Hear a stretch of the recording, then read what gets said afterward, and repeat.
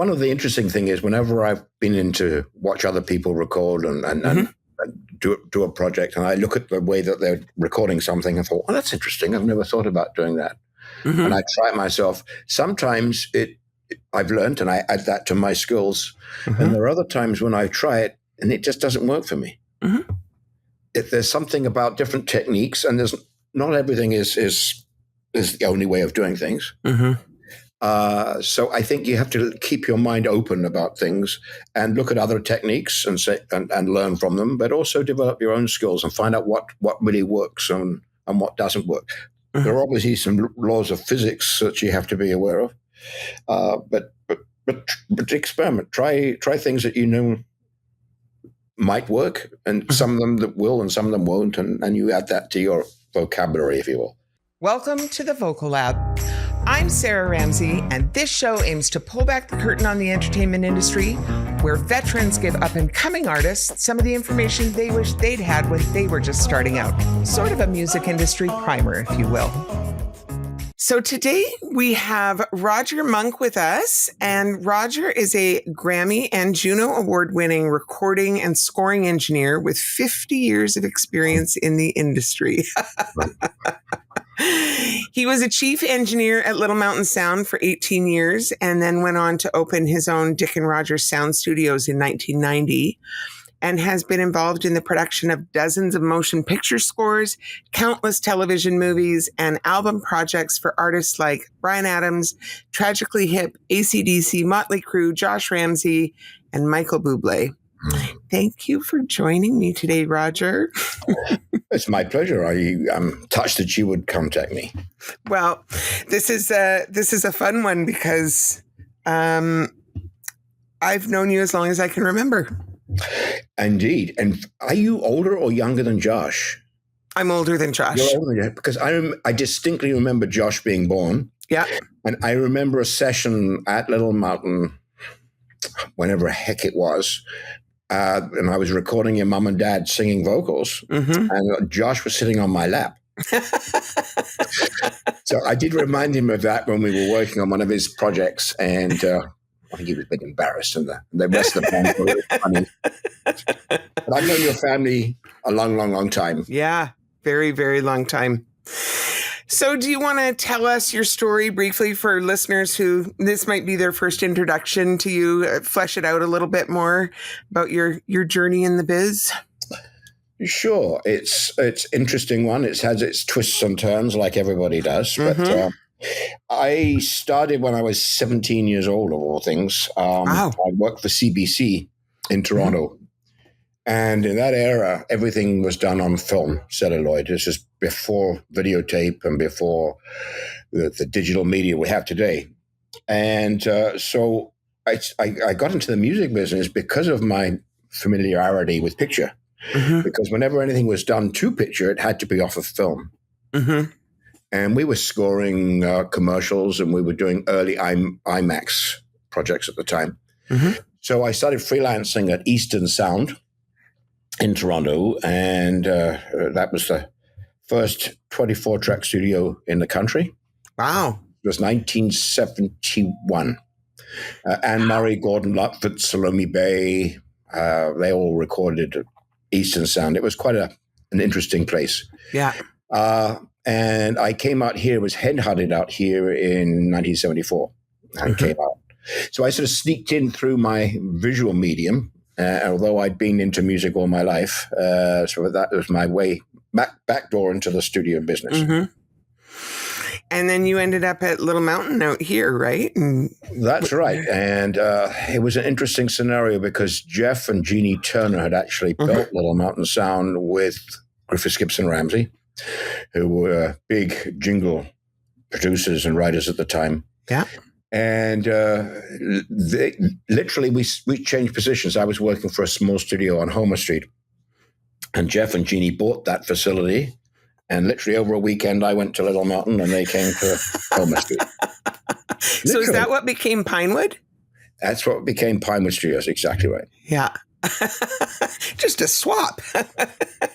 I'd known Bob Brooks, and Bob Brooks actually was involved in my hiring at the original place on Homer Street. Yeah. And he took over management of Little Mountain and then asked me to go over and join him. And so it was a kind of a transition. And then you went on, I mean, you were at Little Mountain for a long time, did a lot of things at Little Mountain. And then you and Dick Abbott opened your own space in, what was that, 1990? That you guys that was in opened? 1990. Yeah, that's correct. Because Little Mountain was going through a transition at the time.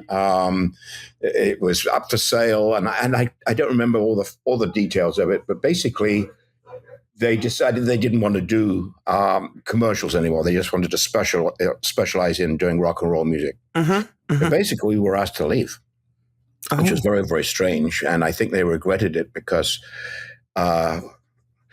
Little Mountain was a very interesting place, Sarah, because it had a lot of big rock and roll acts come out of it, but it also had a lot of corporate people coming out of it. Yeah.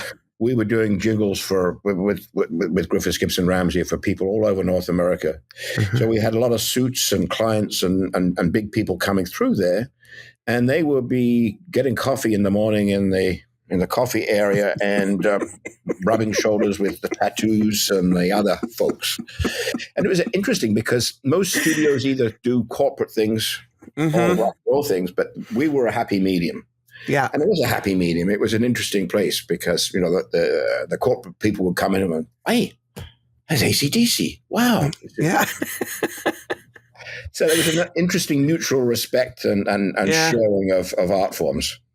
I actually have a very clear memory of when Motley Crue was recording at Little Mountain, and it was like things got really turned upside down because all of a sudden the building was being graffitied and there were groupies outside, and it was one of those moments where like, oh, this doesn't actually mesh particularly well with corporate culture.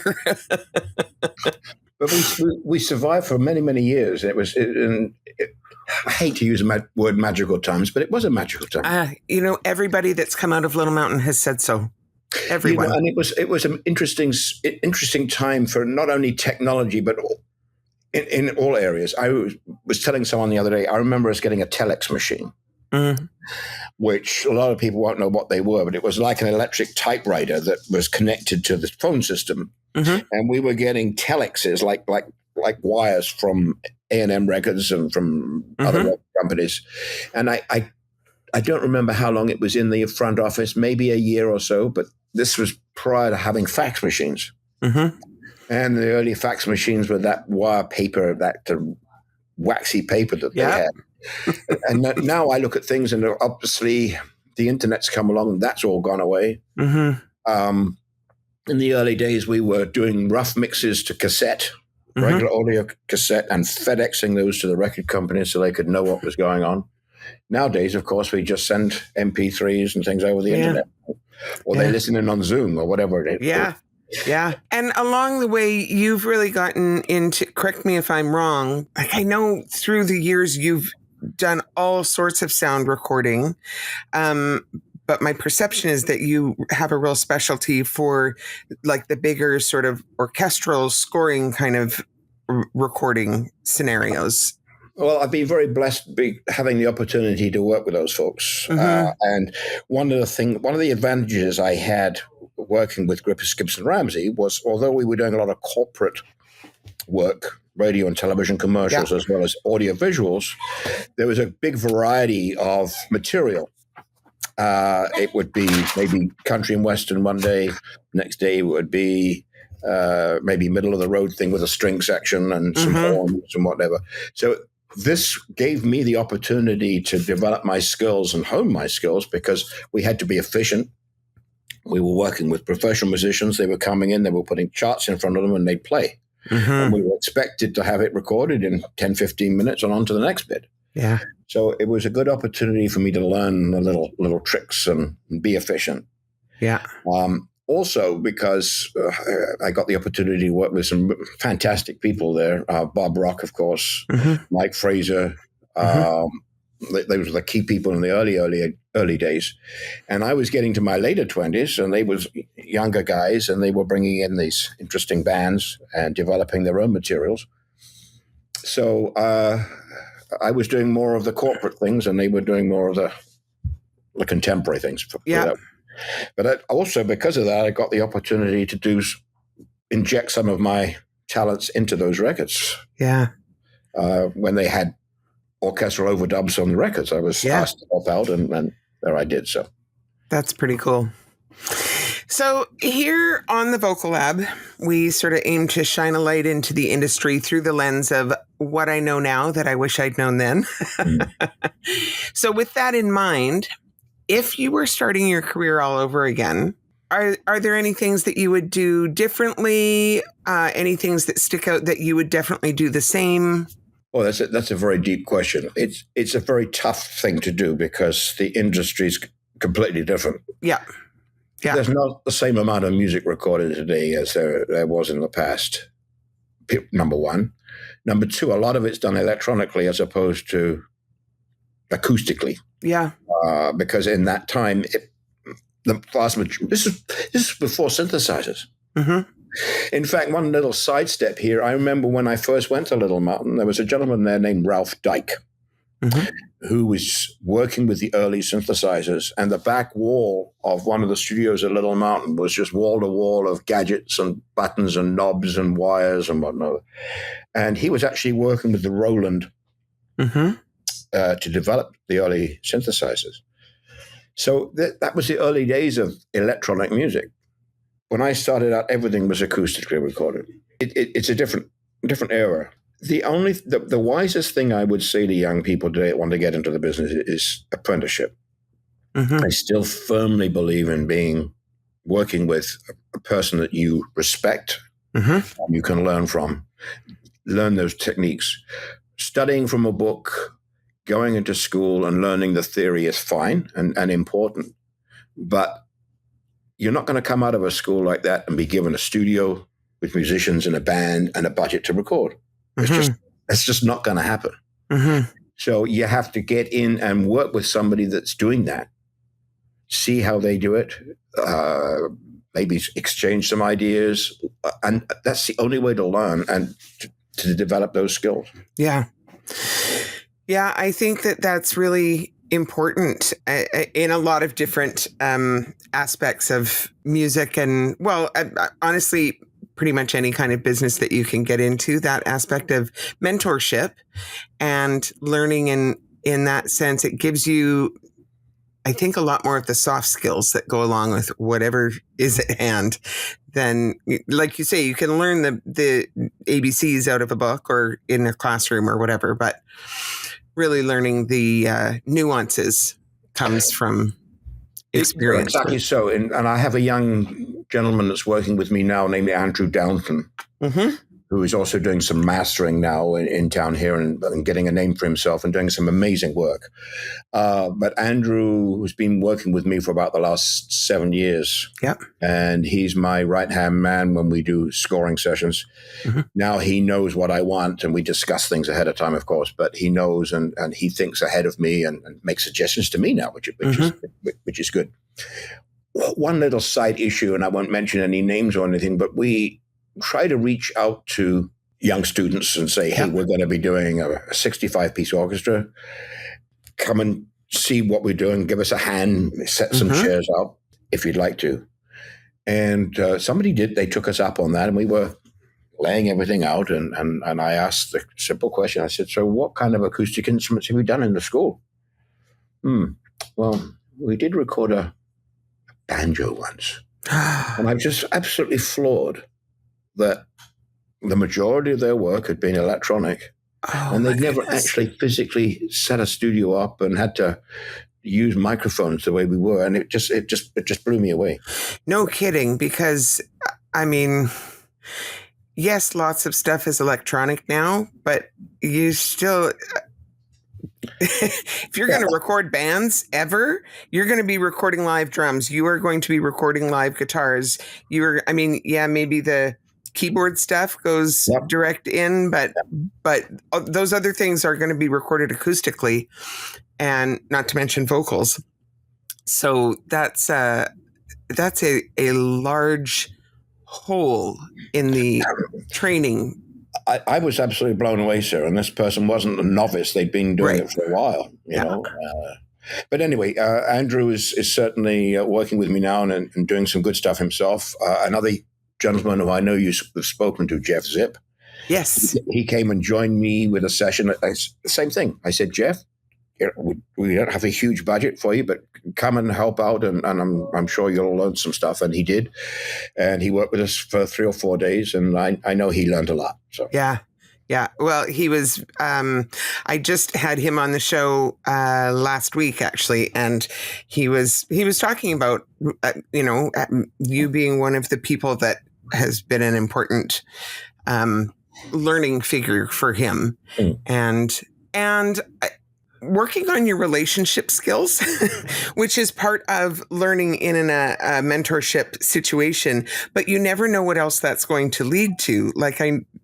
For instance, Jeff is now off recording The Amazing Race, and that came through a suggestion to the show from your I don't know if it was from you directly or from your studio, but that was the pathway that ended up getting him that gig. So my point being, if he'd never come and taken you up on that offer to sit in on that session and do the learning from you, that whole part of his life would never have transpired. So those relationships, I think, are really important, both for the musical skills and the relationship part of it.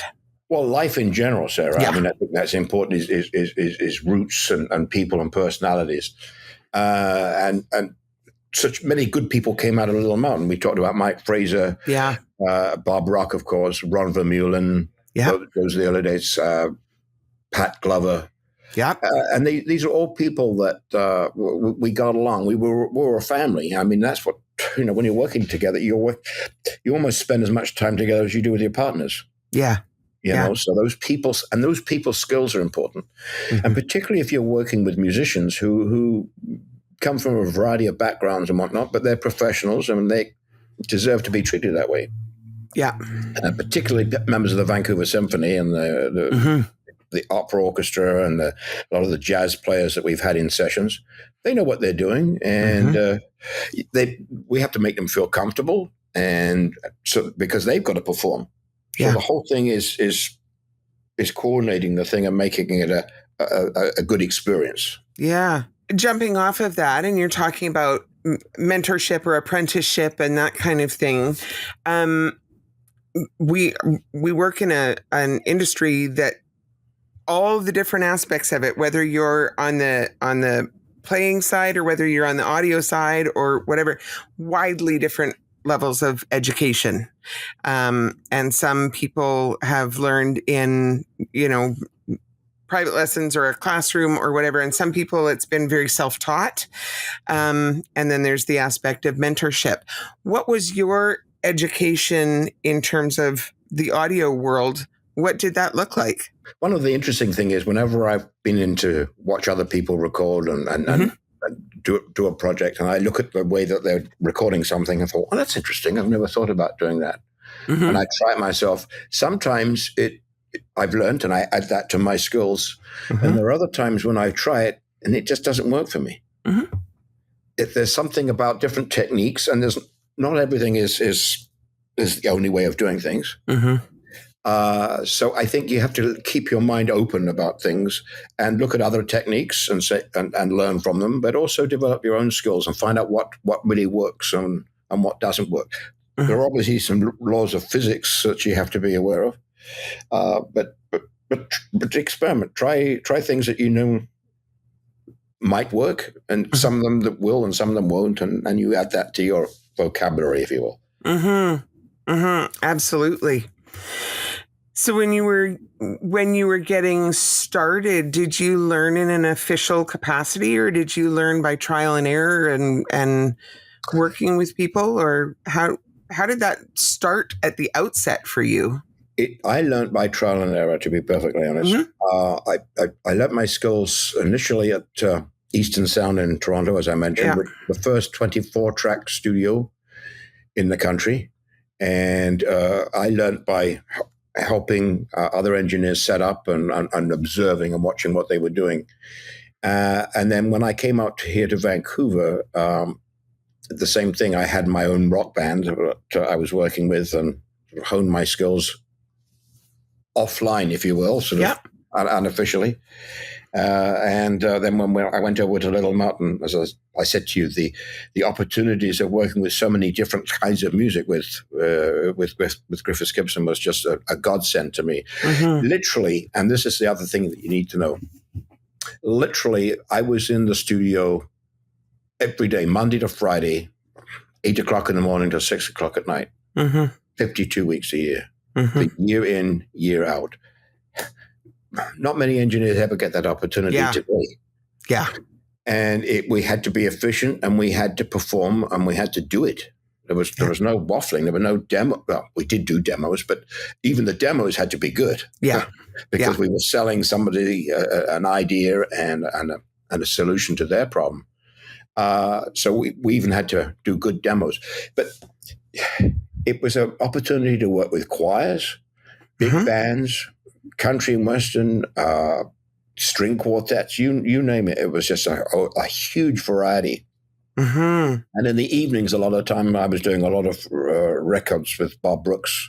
Mm-hmm. We had school bands coming in. We had church choirs. We had all sorts of artists come through.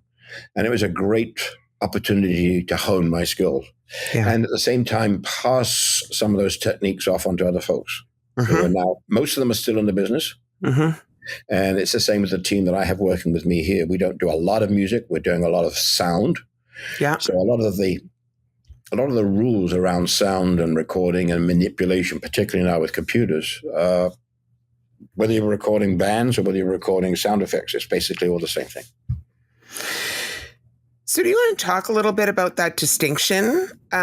Because I think not everybody understands the difference between recording music and recording sound and what that really means. Well, I have the team that are working with me. I've been very fortunate. I've got guys who've been with me for 30 years, and a few have been 15 or 10 years. And now Andrew's been with me for about 8. Yeah. We all basically came to the business because we like music and because we wanted to record music. Again, because there's not the opportunities that there were years ago to certainly make a full-time living doing that. Yeah. So they have found ways in working with doing sound for, in our case, animation, recording dialogue for shows, recording Foley, using editing and pulling sound effects out of sound effect libraries. Now it's all online, of course. In the old days, it used to be on CDs and records even before that. And using that and electronically being concerned with equalization and balance and reverb and dimension. And, today we've got the different requirements like mixing in Atmos, which is a whole different environment. I remember being at Little Mountain, it must have been the early 80s when they started talking about mixing in quad. Left, right, front, and left, right, rear. And we actually put that system into Little Mountain, and a lot of the early consoles, the SSLs, were designed around mixing in quad. But it was never really a medium that took off. I don't really remember it doing too much. Nowadays, of course, we're mixing in 5.1 and other formats. And even for music, a lot of videos are done in surround. So you can wrap the audience around the music. You can put them either sitting in the audience or in the middle of the band. And they're working with techniques where you actually turn your head now and the band stays here, but you can actually spatially look around the room. And there's all those techniques being developed. So it's kind of mind-blowing, honestly. And, you're talking about, like, a lot of the SSLs were built for mixing it in quad, I think is what you said, right? So in the course of your job, I know that you have your own studios, but you don't only ever just work in your own studios. I know, for instance, on my brother's project, like, you went and you guys worked in the warehouse when you were recording the orchestral stuff for his record. And so things like that. For young people coming in, is there a learning curve that sits around different boards and different consoles and having to be able to jump from one to another? That's certainly a challenge, Sarah, yes. I mean, the warehouse is probably one of the best maintained studios in the country. The desk we were using for your brother's project was a big Rupert Neve. And it was designed in the 70s and 80s. It has an amazingly good sound. It has that analog sound that we all go for. Yeah. Operationally, that's the kind of desk that I grew up with. Yeah. So I fully understand it. The same thing with Solid State Logic, which I think we bought the first SSL in Little Mountain, I think in the middle to late 70s. Yeah. And then we put the second one in, and that developed. And that became kind of took over from Neve in many ways, particularly in the rock and contemporary studios. And they're still seen and basically once you know how to use those, basically they're very similar. The desks are different because of different sizes, but the actual signal flow and the routing are very, very similar. Today, there's a lot of digital consoles. Personally, I don't like the sound of them like the old analog days. My ears are still locked in the analog days. And I use a lot of outboard gear that injects that sound and those dynamics into the recording package and the recording chain. And a lot of the desks that are made today are designed to interface with Pro Tools. Yeah. So that you're actually basically recording straight into Pro Tools, and that's coming back through another mix, through a monitoring medium.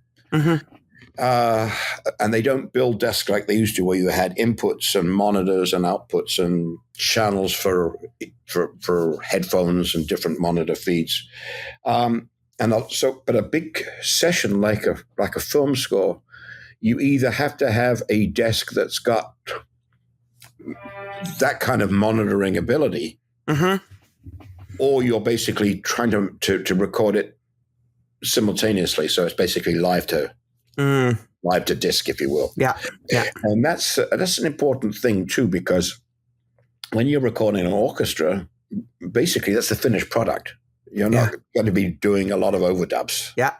You may put some percussion on, or there may be a vocal choir or something added later. But basically the orchestra is the orchestra. And you have to kind of treat it like an instrument.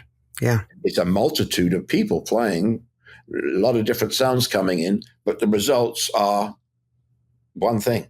Yeah, absolutely. So this question, to be clear, you can answer it however you want to, but I'm not asking you specifically to name names. That's not where I'm going. Just in a more general sense, though, what have been the most important relationships in the course of your career that have helped you to get where you are? I think reputation, interesting relationships. Well, the team I work with now, the majority of the recording I do is orchestral based and big band based, like Michael with Michael Buble. So the main people I work with these days are Hal Beckett and Vince Renault. Hal is it's a conductor and a composer in his own right. He writes a lot of scores for motion pictures and television shows. He's got the Vancouver Film Orchestra, right? He heads up the Vancouver Film Orchestra, yes. And Vince and I basically facilitate getting recordings done.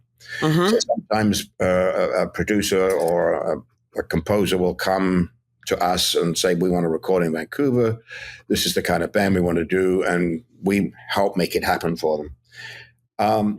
So those relationships are important because it's reliability. You have to know when you hire a musician or an engineer or a composer or an arranger or a conductor, that they know what they're doing. Because the ramifications of working with that many musicians are horrendous. It's an expensive thing. Yeah. So you have to know that you're going to get the results. I think that's probably the key thing. And it's the same thing when I work with Bob and Michael Buble doing his album. I mean, boy, I've known Bob Rock since 1975, for heaven's sake. And he asked me to help him with the album, and I was obviously very touched to do that. But he knew what he was getting. Yeah. And again, it's important. This is Michael Buble, and in that particular case, we recorded it in Los Angeles. So you're working with an important artist with a budget and a big record company, and musicians coming into an expensive studio, and you have to give results. Yeah, you have to deliver. Around, you have to do it, and you can't really experiment. You have to set up and do it the way you know is going to work. Mm-hmm. And sometimes, if we want to try out a new microphone or a new technique, we'll do that, but we'll use the old techniques as well. So you can, that works. Yeah, that sounds good. Nope, let's dump that. Let's go back to this. Right. So that you don't waste time, because it's expensive time. So, I mean, that kind of brings us to talking a bit about your studio process. Do you want to talk? So for people who don't understand what you do, I mean, my audience is not necessarily a well-seasoned audience. They're more younger and emerging artists, and who need to have a better picture of what people's roles are and what they do. Can you talk a bit about your studio process, right from the prep work through the setup to the actual session? What does it really look like? Well, obviously, you need to get all the information ahead of time of what you're expected to do, what the recording is, what musicians are involved, where we're going to record it, how it's going to be used, and ultimately, you need to know from beginning to end what's going to happen so you can plan it accordingly.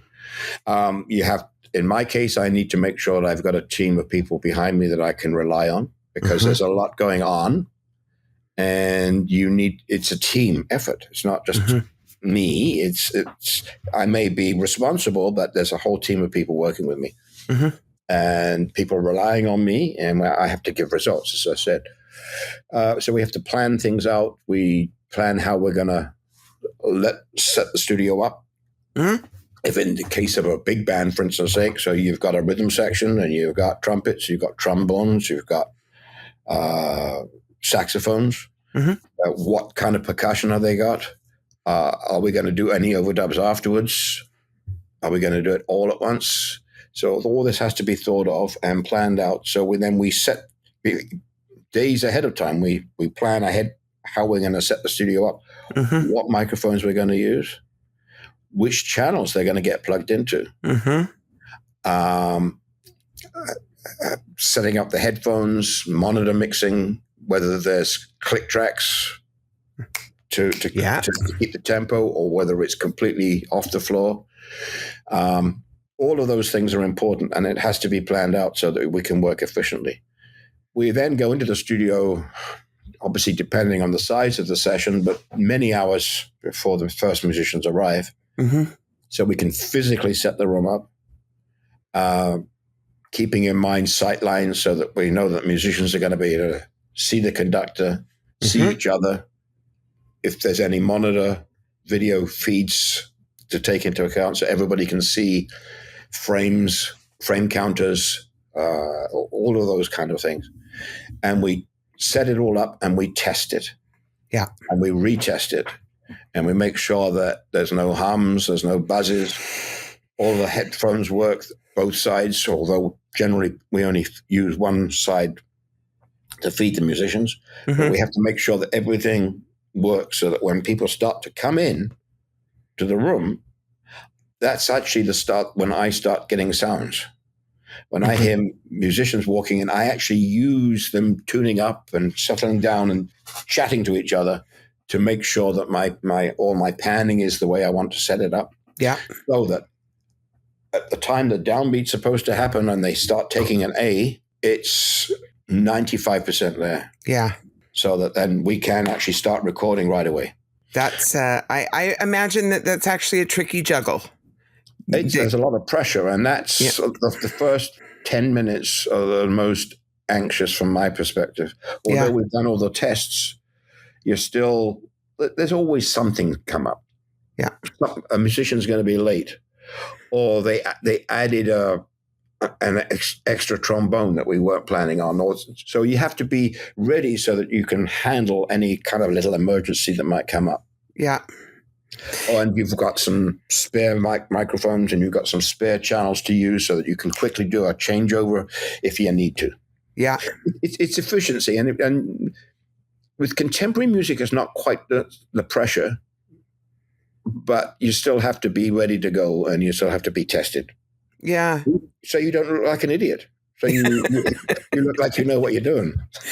Well, and I think, I can't remember who I was, it might have been Jeff when he was on the show, that I was saying, I don't think that most people understand how much studio time often goes to detective work, right? You're like chasing down why something isn't doing what you think it's supposed to do, or where that little hum is coming from, or all those pieces that so much of the time, life in the studio, it is not just plug and play. It is not going to work perfectly the first time you do it necessarily. And that just gets, I mean, you extrapolate that out when you're working with the size of session that you're talking about.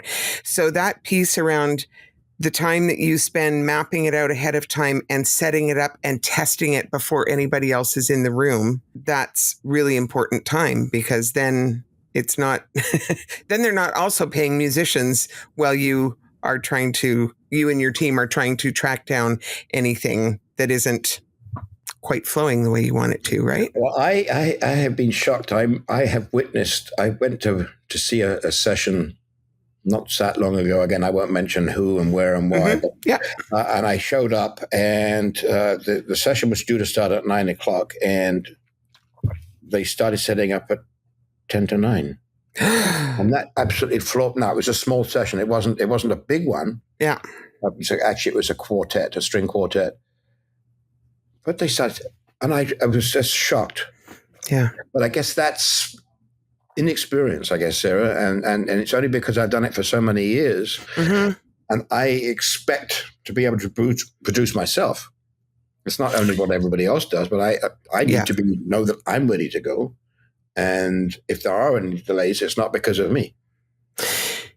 Do you think you can decline to answer this if you decide that that's what you'd like to do?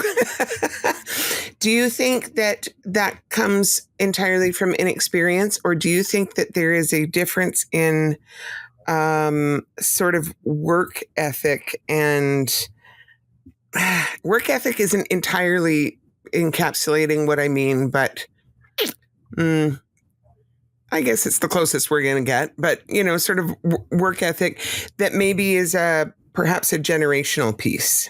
I think it is just inexperience. Yeah. Because everybody wants to do a good job, Sarah. Yeah. And everybody wants to. It doesn't matter how much experience you have. You want to be able to do and perform and create something that everybody's happy with. Yeah. I don't think there's any argument there. But it's only because and responsibility, I guess, but inexperience of not knowing that at 10:00 or 9:00, even if it's just a band coming in, that you're ready to do it and you're ready to perform. Yeah. And that you've got it covered, that you know all the mic pre's work. Mm-hmm. And you know that you don't have something that's out of phase or an issue, so that you can confidently do your job. Yeah. And I think that's inexperience. But I think the majority of people will pick up on that pretty quickly. If not, they shouldn't be doing it. So you've done lots of stuff for like film and TV, and then you've done lots of stuff for pop and rock artists. Do you want to talk about how those processes differ? Obviously, the film and TV and orchestral and big band kind of things tend to be with professional people. Right. As opposed to a band's, but even a band like Motley Crue or AC/DC, they're professional too. Of course. But they come in with a little bit different of because it's more casual there, and they're creating their own music. Right. And they're not really worried so much about the clock. Yeah. And timing, because there's no. when we're working with an orchestra, we're dealing with the union, and everybody's being paid by the hour, and you have to work 50-minute hours, and you have to be with breaks and all that sort of stuff. Rock bands don't worry about whether they've had their break or not. Right. I mean, and they'll come in when they're ready, when they feel they're ready to record, and they want to be creative. Mm-hmm. So there's a slightly different feeling of being able to creating your own album, creating your own music, as opposed to coming in and playing somebody else's music. Yeah. So it's a bit of a difference there. At the same point, I remember one of the last things I recorded at Little Mountain was an orchestral overdub with Metallica. Mm-hmm. And they used to come into the studio to start their work at 2 or 3 o'clock in the afternoon, and they'd work all night long. Well, they came in at 10 o'clock, whenever the downbeat was, and the orchestra was sitting there in the studio, and we'd already got sounds, and they were tuned up and whatnot, and the band came in. And what blew them away, and they you could see it in their face, was their music being mm-hmm. played by a band, by an orchestra. Mm-hmm. And there was a synergy. There was still this relationship. They were all musicians and appreciative of what each other were doing, but they were blown away that instantly their music was being played.